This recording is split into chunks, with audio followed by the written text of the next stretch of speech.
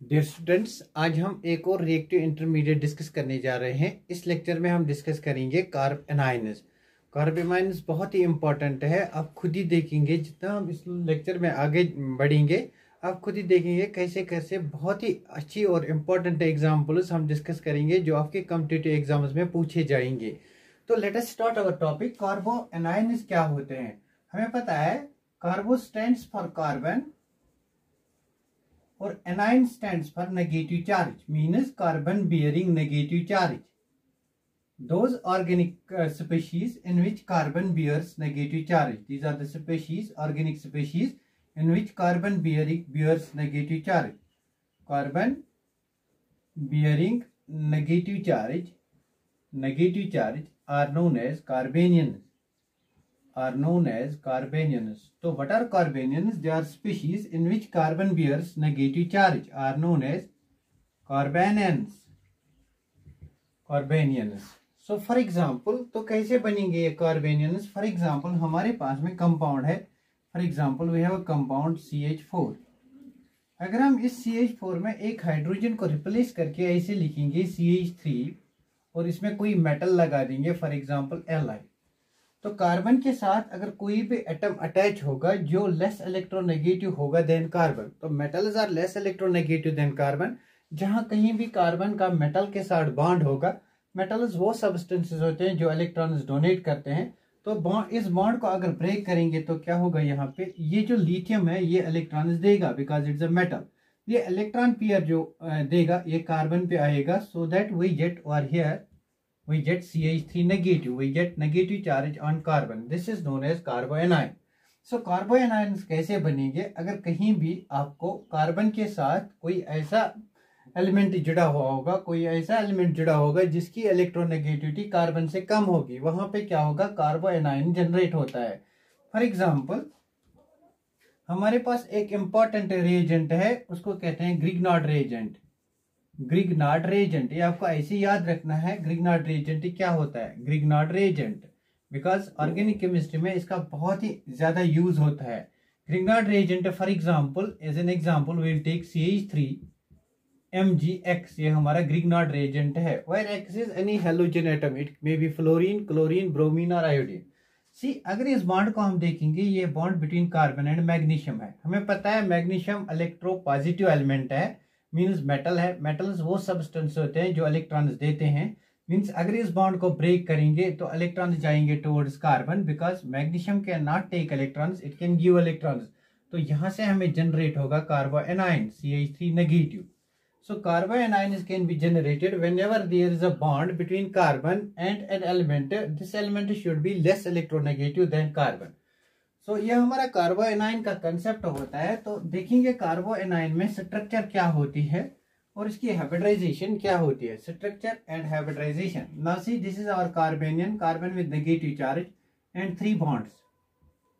These are 3 bonds. यहाँ पे आपको देखने वाली बात यह है, हम कंपेयर करेंगे विद कार्बोकेटाइन। तो कार्बोकेटाइन में मैंने आपको कहा था number of sigma bonds count करो, या फ्री रेडिकल में कहा था number of sigma bonds count करो। तो यहाँ पे नंबर ऑफ सिग्मा बॉन्ड्स 1 2 3 हैं। जितने भी नंबर ऑफ सिग्मा बॉन्ड्स होते हैं, अगर 3 होंगे तो sp2, अगर 2 होंगे देन sp, अगर 4 होंगे देन sp3। तो यहाँ पे अगर आप नंबर ऑफ सिग्मा बॉन्ड्स देखोगे 1 2 and 3, it's hybridisation is sp2। लेकिन कार्बोएनाइन में आपको ये बात याद रखनी है, ये जो इलेक्ट्रॉन पेयर है, ये जो नेगेटिव चार्ज है, इसने अपना ऑर्बिटल लॉस नहीं किया है, वो रिजाइड हुआ है यहाँ पे। इसको भी काउंट करना है सिग्मा बॉन्ड में। तो यहाँ पे अगर सिग्मा बॉन्ड्स काउंट करेंगे, this is 1, this is 2, this is 3 and a negative charge 4। तो यहाँ पे 4 सिग्मा बॉन्ड्स आपको काउंट करने हैं। जब 4 सिग्मा बॉन्ड्स होते हैं तो हाइब्रिडाइजेशन sp3 होती है। This is the main difference, that's why question is asked on the hybridisation और स्ट्रक्चर ऑफ कार्बोएनाइन। यहाँ पे बच्चे गलती करते हैं, 1 2 3 सिग्मा बॉन्ड्स sp2 लिख देते हैं। ऐसा नहीं है। क्यों ऐसा नहीं है? क्योंकि हमें पता है कार्बन जो होता है इसकी configuration 1s2 2s2 2px1 2py1 2pz1, ये कॉन्फ़िगरेशन है। ये बॉन्ड बनाता है यहाँ पे 1 2 3 4 with hydrogen with hydrogen with hydrogen with hydrogen. यहाँ पे ये जो बॉन्ड था विद अदर एलिमेंट, ये बॉन्ड, इस बॉन्ड के जो इलेक्ट्रॉन्स थे वो कार्बन के ही पास आ गए, मीन्स ये ऑर्बिटल जो है इसने इलेक्ट्रॉन्स लॉस नहीं किए हैं, देयरफॉर इस ऑर्बिटल को भी काउंट करना है, that's why hybridisation becomes sp3। So this is about hybridisation. अब आपको पता है जब भी हाइब्रिडाइजेशन sp3 होती है तो जियोमेट्री क्या होती है, टेट्राहेड्रल, जियोमेट्री होती है टेट्राहेड्रल। तो यहाँ पे जियोमेट्री टेट्राहेड्रल होना चाहिए, लेकिन जियोमेट्री टेट्राहेड्रल होगी या नहीं ये डिसाइड करेगी ये negative charge. See VSEPR theory by making use of VSEPR theory we can predict that what we can predict, ये जो नेगेटिव चार्ज है यहाँ पे इस नेगेटिव चार्ज और हाइड्रोजन का क्या होगा, रिपल्शन होगा।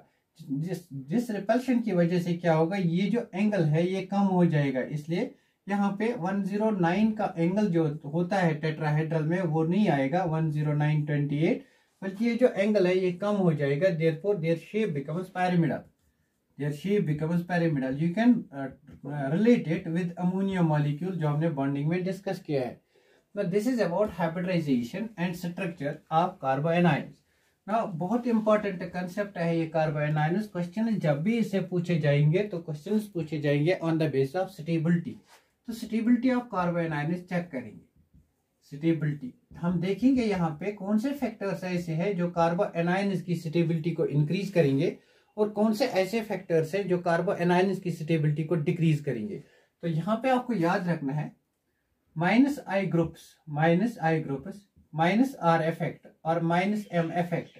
जहां कहीं भी माइनस ग्रुप होगा मीन्स माइनस इफेक्ट होगा, मीन्स माइनस आई इफेक्ट होगा, माइनस आर इफेक्ट होगा, माइनस एम इफेक्ट होगा, that is directly proportional to stability of carbanions.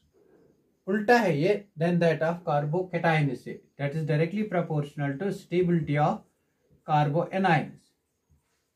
हम देखेंगे कैसे डायरेक्टली प्रोपोर्शनल है। अगर वहीं पे हमारे पॉजिटिव इफेक्ट्स होंगे plus I effect, plus R effect, plus M effect, they are inversely proportional to stability of carbanions, stability of carbanions, they are inversely proportional to stability of carbanions. Means अगर कहीं पे आपको plus effect होगा, plus I होगा, plus R होगा, plus M होगा, वहां पे स्टेबिलिटी डिक्रीज होगी। अगर कहीं पे माइनस ग्रुप लगा होगा, minus I, minus R, minus M, वहां पे स्टेबिलिटी इंक्रीज होगी। तो चेक करेंगे ये these two factors, will check them with the help of examples. तो let us discuss examples to check these facts.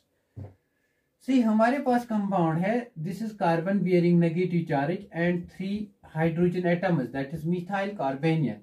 तो यहाँ पे CH3, CH2 कार्बेनियन, यहाँ पे CH3, CH3 कार्बेनियन और यहाँ पे tertiary carbanion, that is 3 degree carbanion. Now see ये कार्बोकैटायंस जो होते हैं ये हाईली रिएक्टिव होते हैं बिकॉज इनके पास नेगेटिव चार्ज होती है। जिनके ये नेगेटिव चार्ज होने की वजह से ये हाईली रिएक्टिव होते हैं, ये रिएक्ट करेंगे with any electrophile positively charged species. तो कोई भी स्पीशी, कोई भी ग्रुप जो इस नेगेटिव चार्ज को इंक्रीज करेगा वो इसको डिस्टेबलाइज करेगा। क्यों? कार्बोएनाइंस रिएक्टिव हैं, कार्बोएनाइंस अनस्टेबल हैं। किसकी वजह से अनस्टेबल है? नेगेटिव चार्ज से। अगर कोई ग्रुप इस नेगेटिव चार्ज को इंक्रीज करेगा तो अनस्टेबिलिटी ज्यादा हो जाएगी। तो वो ग्रुप्स जो इसको इलेक्ट्रॉन देंगे उसकी वजह से क्या होगा? नेगेटिव चार्ज इंक्रीज हो जाएगी। अगर नेगेटिव चार्ज इंक्रीज हो गई तो क्या होगा? अनस्टेबिलिटी बढ़ जाएगी कार्बोएनाइन की। अगर ये पे कोई ग्रुप ऐसा लगा होगा जो इसकी नेगेटिव चार्ज को अपनी तरफ खींचेगा, मतलब magnitude of negative charge on this carbon इसको डिक्रीज करेगा, तब ये स्टेबल बन जाएगा। बिकॉज ये अनस्टेबल है because of this negative charge. अगर नेगेटिव चार्ज इंक्रीज हो गई तो अनस्टेबिलिटी इंक्रीज होगी। अगर कोई ग्रुप ऐसा होगा जो इस नेगेटिव चार्ज को खा जाएगा, उसकी वजह से नेगेटिव चार्ज कम हो जाएगी। अगर नेगेटिव चार्ज कम हो जाएगी तो स्टेबिलिटी आएगी सिस्टम में। नाउ सी यहाँ पे मिथल ग्रुप लगा है, मिथल ग्रुप लगा है, मिथल ग्रुप लगा है, methyl group, methyl group, methyl group. अब सोचो मिथल ग्रुप कौन सा ग्रुप है? Plus I group. मैंने आपको कहा जहां कहीं भी प्लस ग्रुप होगा वो कार्बोकैटायन की स्टेबिलिटी को क्या करेगा? डिक्रीज करेगा। क्यों डिक्रीज करेगा? लेट अस सी। यहाँ पे मिथल ग्रुप है, ये भी इलेक्ट्रॉन्स डोनेट करेगा। ऑलरेडी एक टेंशन में है बिकॉज ऑफ दीज इलेक्ट्रॉन्स।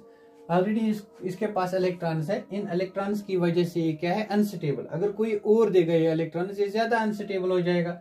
यहाँ ये मिथाइल ग्रुप भी इलेक्ट्रॉन्स देता है, मीन्स इलेक्ट्रॉन डेंसिटी इंक्रीज हो गई, ये भी इलेक्ट्रॉन्स देता है, ये भी इलेक्ट्रॉन्स देता है। जितने ज्यादा इलेक्ट्रॉन्स इस पे आ जाएंगे उतना ज्यादा अनस्टेबल हो जाएगा। यहाँ पे 2 ही मिथाइल ग्रुप इलेक्ट्रॉन्स देते हैं, उसकी वजह से ये अनस्टेबल होगा। यहाँ पे 1 मिथाइल ग्रुप, उसकी वजह से अनस्टेबल। यहाँ पे कोई नहीं देता है, इसकी वजह से ये ज्यादा स्टेबल होगा।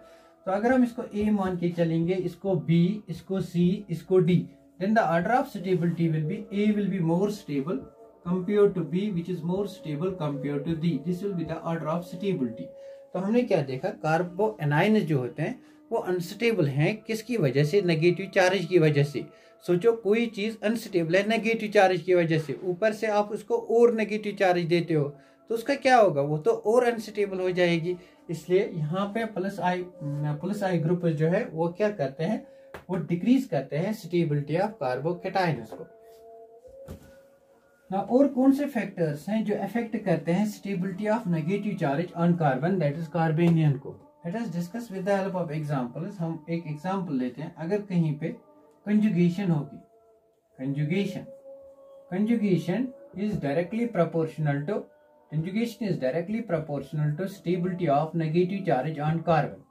Stability of negative charge on carbon means carbanion. अगर कहीं कंपाउंड में कंजुगेशन होगी, that will be directly proportional to stability of negative charge on carbon. For example हमारे पास में ये कंपाउंड है, ये हमारे पास में कंपाउंड है, यहाँ पे नेगेटिव चार्ज, ये हमारे पास में कंपाउंड है, यहाँ पे नेगेटिव चार्ज। तो आपको बताना है ये ए कंपाउंड है, ये बी कंपाउंड है, कौन सा कंपाउंड ज्यादा स्टेबल होगा। तो हमें क्या देखना है, यहाँ पे ये नेगेटिव चार्ज किसमें ज्यादा स्टेबल होती है, ये नेगेटिव चार्ज इन दो में से किसमें ज्यादा स्टेबल है। तो कैसे चेक करेंगे इन दो में से कौन सी नेगेटिव चार्ज ज्यादा स्टेबल है, हम कंजुगेशन देखेंगे। सी, अगर हम इस बॉन्ड को यहाँ माइग्रेट करेंगे और इस बॉन्ड को यहाँ माइग्रेट करेंगे तो इसका रेजोनेंस स्ट्रक्चर आएगा double bond, single bond, O negative. अगर हम यहाँ पे हम यहाँ भी कंजुगेशन कर सकते हैं। यहाँ अगर कंजुगेशन की तो क्या होगा, this is O negative, this is double bond, this is single bond, this is double bond O, single bond H, single bond. See, अब हम नेगेटिव चार्ज को वापस ला सकते हैं, इसको यहाँ शिफ्ट कर सकते हैं, इसको यहाँ शिफ्ट कर सकते हैं, एक और रेजोनेंस स्ट्रक्चर बनेगी double bond O, double bond, single bond O negative, single bond. यहाँ पे 1, 2 और 3 रेजोनेंस कंट्रीब्यूटिंग स्ट्रक्चर्स आए, यहाँ पे 1 और 2। जितनी ज्यादा रेजोनेंस होगी यहाँ पे, रेजोनेंस की वजह से क्या हुआ, कार्बन पे जो नेगेटिव चार्ज थी वो वेनिश हो गई। कार्बन पे जो नेगेटिव चार्ज थी जिसकी वजह से ये अनस्टेबल था वो खत्म हो गई। यहाँ पे भी कार्बन पे नेगेटिव चार्ज नहीं है, तो यहाँ पे negative and more electronegative atom है। हमने देखा था रेजोनेंस रूल्स में, अगर आपकी negative charge more electronegative atom पे है तो वो स्टेबल है। तो यहाँ स्टेबिलिटी इंक्रीज होती है बिकॉज ऑफ कंजुगेशन। तो हम अब श्योरली कह सकते हैं जितनी ज्यादा रेजोनेंस स्ट्रक्चर्स उतना ज्यादा स्टेबल। यहाँ पे इस नेगेटिव चार्ज को यहाँ से भी कंजुगेशन होती है, यहाँ से भी, यहाँ पे इस नेगेटिव चार्ज को सिर्फ एक ही साइड कंजुगेशन होती है, इसलिए ये वाली स्ट्रक्चर जो है second, this B structure, it is more stable than A. This carbanion is more stable than A. अब इस पे यहाँ ऐसे भी क्वेश्चन पूछा जाएगा, अब इस पे ऐसे भी क्वेश्चन पूछा जा सकता है। Now see, this is double bond O, single bond H, and this is double bond O, single bond H. This is double bond O, and this is double bond O, single bond H. तो आपको बताना है इसमें से कौन सा hydrogen acidic है, आपको बताना है कौन सा हाइड्रोजन एसिडिक है। यहाँ पे भी हाइड्रोजन है, यहाँ पे भी हाइड्रोजन है। इसको मैं लेबल करूंगा HA और इसको मैं लेबल करूंगा HB। तो आपको एग्जामिनर पूछेगा which hydrogen is more acidic, is HA more acidic than HB, or is HB more acidic than HA, or is the acidic nature of HA equal to HB। तो कैसे check करेंगे, हमें पता है acid वो species होती है जो H पॉजिटिव आयन रिलीज करता है। अगर हम यहाँ से H पॉजिटिव आयन रिलीज करेंगे तो यहाँ पे नेगेटिव चार्ज आएगी, तो इसका कार्बेनियन फॉर्म हो जाएगा, this is carbanion, negative charge on this, double bond और सिंगल बॉन्ड नेगेटिव। यहाँ से भी अगर H प्लस आयन को रिलीज करेंगे तो यहाँ पे नेगेटिव चार्ज आएगी। नेगेटिव चार्ज आने के बाद क्या मिलेगा हमें, कार्बेनियन। ना this is carbanion, double bond और सिंगल बॉन्ड। अब हमें देखना है कौन सा कार्बेनियन ज्यादा स्टेबल है। अगर आपने मेरा एसिड बेस कंसेप्ट वाला पार्ट देखा होगा तो आपको ये समझ में आएगा, फिर भी नहीं आएगा समझ में। सी यहाँ पे नेगेटिव चार्ज ज्यादा स्टेबल है, क्यों? यहाँ से भी कंजुगेशन में आ सकती है, यहाँ से भी, यहाँ से, यहाँ इसमें सिर्फ एक साइड में कंजुगेशन हो सकती है। तो नेगेटिव चार्ज यहाँ ज्यादा स्टेबल होगी, तो यहाँ से अगर हाइड्रोजन निकलेगा मोर स्टेबल कंपाउंड मिलेगा, यहाँ से अगर हाइड्रोजन निकलेगा लेस स्टेबल कंपाउंड मिलेगा, तो ये हाइड्रोजन को इजीली डोनेट करेगा compare to this. Therefore Hb proton will be more acidic than therefore Hb proton will be more acidic than Ha proton. The result is Hb is more acidic than Ha. मीन्स आप Hb proton को ज्यादा easily निकाल सकते हो compare to this proton. This is because of carbanions. ये carbanions की application part है ना। कार्बोएनाइंस को और आगे लेके चलते हैं। सी जहां कहीं भी कंजुगेशन पॉसिबल है वहां पे कार्बोएनाइंस स्टेबल होते हैं। Let us take question. Carbon पे negative charge with 3Cl groups, carbon पे negative charge with 3CF groups with 3 fluorine atoms, carbon पे negative charge with 3 bromine atoms, carbon पे negative charge with 3 cyanide ions, C triple bond N। तो आपको बताना है ये compound A है, compound B है, कंपाउंड C है, कंपाउंड D है, इनका ऑर्डर ऑफ स्टेबिलिटी। ये आपको ऐसे क्वेश्चन आएगा। इसको हम बनाएंगे, हाइड्रोजन देंगे, H+ देंगे। मैंने आपको कहा कार्बोएनाइंस वो होते हैं जो पॉजिटिव आयन्स को अटैक करते हैं। तो फॉर्मूला क्या मिला कंपाउंड का? CHCl3, यहाँ पे CHBr3, यहाँ पे CHF3, यहाँ पे CHBr3 और यहाँ पे CHCN3। तो ये हमारे कंपाउंड्स बन गए। इसको हम क्लोरोफॉर्म कहते हैं, इसको फ्लोरोफॉर्म, इसको ब्रोमोफॉर्म, और ये साइनाइड का डेरिवेटिव है। तो आपको बताना इन चार में से एसिडिक कौन ज्यादा है। जब भी आपको एसिडिक नेचर डिस्कस करना होगा तो आप पहले H+ आयन को निकालो। तो निकालो यहाँ से H+ आयन। H+ अगर निकाला तो यहाँ पे इस कार्बन पे नेगेटिव चार्ज आएगी, ये बनेगा CCl3-। Means I will write it like this, carbon with negative charge Cl, Cl and Cl। यहाँ क्या मिलेगा? Carbon with negative charge fluorine, fluorine and fluorine. यहाँ क्या मिलेगा? Carbon with negative charge bromine, bromine and bromine. यहाँ क्या मिलेगा? Carbon with negative charge C triple bond N, carbon with negative charge C triple bond N and C triple bond N। अब आपको बताना है इनमें से ज्यादा एसिडिक कौन है। ज्यादा एसिडिक कैसे कहेंगे? सबने H+ आयन दिया, सब एसिडिक है। अब ज्यादा एसिडिक निकालने के लिए हमें क्या करना है? हमें देखना है ये जो एनाइंस बन गए इनमें से ज्यादा स्टेबल कौन है। स्टेबिलिटी देखने के लिए हमें देखना है ये जो नेगेटिव चार्ज है ये कहाँ कंजुगेशन में है। नाउ सी यहाँ पे ये नेगेटिव चार्ज यहाँ जाएगी, ये बॉन्ड यहाँ जाएगा, कंजुगेशन इज पॉसिबल। यहाँ से भी कंजुगेशन पॉसिबल है और यहाँ से भी कंजुगेशन पॉसिबल है। इसमें कोई कंजुगेशन पॉसिबल नहीं है, इसमें नहीं है, इसमें नहीं है। देखो ये जो हमारा फोर्थ पार्ट है यहाँ पे जो कार्बोएनाइन बन गया वो बहुत ज्यादा स्टेबल है। अगर बहुत ज्यादा स्टेबल है तो वो इजीली H+ आयन डोनेट कर सकता है। देयरफॉर ये इनमें से सबसे ज्यादा एसिडिक है। तो मैं ये यहाँ कहूँगा ये जो कार्बोएनाइन है D, ये सबसे ज्यादा स्टेबल है। Now coming to these three, CCl3, CBr3 and CF3। अब आप सोचोगे फ्लोरीन यहाँ पे ज्यादा इलेक्ट्रोनेगेटिव है, ये इलेक्ट्रॉन्स को अपनी तरफ खींचेगा, ज्यादा माइनस आई इफेक्ट शो करेगा, ये ज्यादा स्टेबल होना चाहिए negative charge compare to chlorine. Now see what happens over here. मतलब हमारे पास कार्बन विद नेगेटिव चार्ज है, यहाँ फ्लोरीन है, यहाँ फ्लोरीन है, यहाँ फ्लोरीन है, और हमारे पास कार्बन विद नेगेटिव चार्ज है, यहाँ क्लोरीन है, यहाँ क्लोरीन है, यहाँ क्लोरीन है। सीधी सी बात है, अगर हम ऐसे सोचेंगे फ्लोरीन ज्यादा इलेक्ट्रोनेगेटिव है, ये इस नेगेटिव चार्ज को अपनी तरफ खींचेगा। जितना नेगेटिव चार्ज कम होगा उतनी स्टेबिलिटी ज्यादा हो जाएगी। तो क्या होना चाहिए? CF3 नेगेटिव ज्यादा स्टेबल होना चाहिए compare to Cl3 negative. But this thing does not happen. क्यों? एक ही कंपाउंड में सिर्फ एक ही रूल को चेक नहीं करना होता है। एक ही कंपाउंड में एक ही रूल को, हमें बहुत सारे रूल्स को चेक करना पड़ता है। नाउ सी हमें पता है जो फ्लोरीन है इसका एटॉमिक नंबर 9 है, कॉन्फ़िगरेशन 1s2 2s2 2p5 है। तो ये इसकी कॉन्फ़िगरेशन है। अगर क्लोरीन की कॉन्फ़िगरेशन देखेंगे 17 atomic number, 1s2 2s2 2p6 3s2 3p5, और इसमें क्या है 3d ऑर्बिटल जो वैकेंट है। यहाँ 3d ऑर्बिटल कोई नहीं वैकेंट है। इसके बाद यहाँ 3s आएगा, यहाँ 3d ऑर्बिटल वैकेंट है। तो क्लोरीन में 3d ऑर्बिटल वैकेंट है, यहाँ पे 3d ऑर्बिटल वैकेंट है, 3d ऑर्बिटल वैकेंट है। तो यहाँ क्या होगा, जो ये 3d ऑर्बिटल वैकेंट है ये इन इलेक्ट्रॉनों को कंजुगेट कर सकते हैं, ये इन इलेक्ट्रॉनों को एक्सेप्ट कर सकते हैं, ये इन इलेक्ट्रॉनों को एक्सेप्ट कर सकते हैं। ये जो रेजोनेंस यहाँ पे होती है ये होती है 3d ऑर्बिटल की resonance, it is called d orbital resonance. तो यहाँ पे क्लोरीन में d ऑर्बिटल रेजोनेंस होती है, यहाँ पे d ऑर्बिटल रेजोनेंस, और you can simply call it d resonance, d orbital resonance. Because of this d orbital resonance ये जो नेगेटिव चार्ज है ये डिलोकलाइज होती है, that's why it becomes more stable compare to CF3, क्योंकि CF3 में कोई d ऑर्बिटल प्रेजेंट नहीं है फ्लोरीन पे, तो यहाँ पे रेजोनेंस नहीं होती है।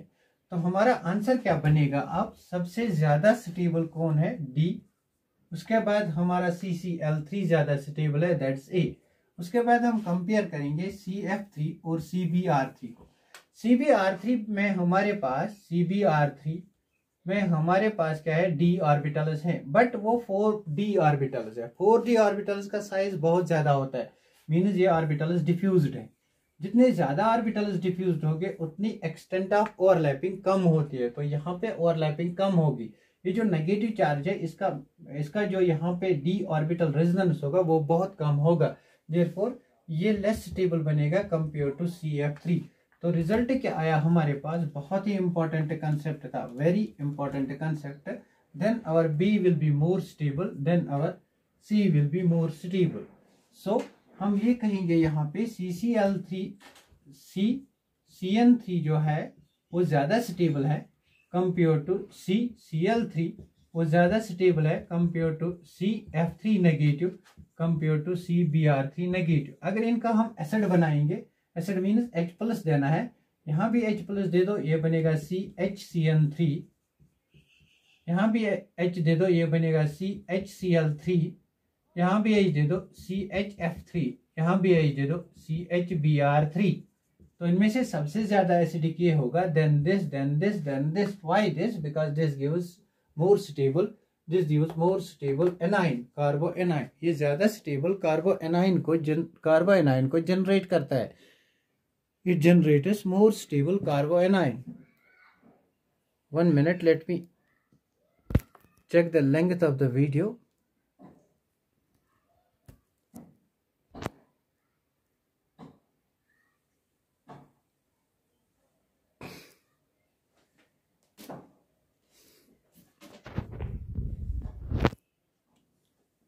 So students, I have to stop here. In the next lecture, I will discuss more examples regarding stability of carboanions. Thanks for watching this video.